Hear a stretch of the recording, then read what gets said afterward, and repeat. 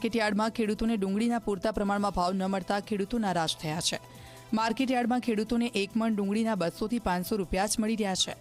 ખેડૂતોનું કહેવું છે કે 800 થી 1000 રૂપિયા મળે તો જ પોષાય તેમ છે।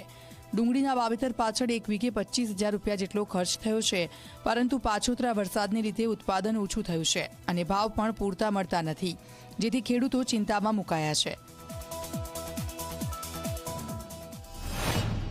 પોવાથી મોંઘવારી કેવી છે ભગવાન। મજૂરી 500 રૂપિયા है દાળીના મજૂરી કઈ નહીં, બિયાણના 2500 રૂપિયા કિલાના અને 2 દાણા વાવવી પડી। વરસાદ બોરા થયા, उत्पादन આવ્યું નહીં, ભાવ હે નહીં।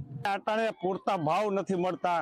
પેલા કે શરૂઆતમાં 1000-1100 રૂપિયા ભાવ હતા, અત્યારે કાંઈ છે નહીં। અટાણે 500 માં 400 માં વેચાય છે, તો અમને આવા ભાવમાં કેમ પરવડે?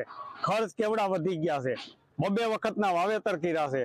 તો હવે તમારે આ સરકાર તરફથી કંઈક અમને ભાવમાં મળે એ રીતે વિગતવાર કરવું પડે। ગુજરાતમાં ઠંડીનું જોર વધ્યું છે।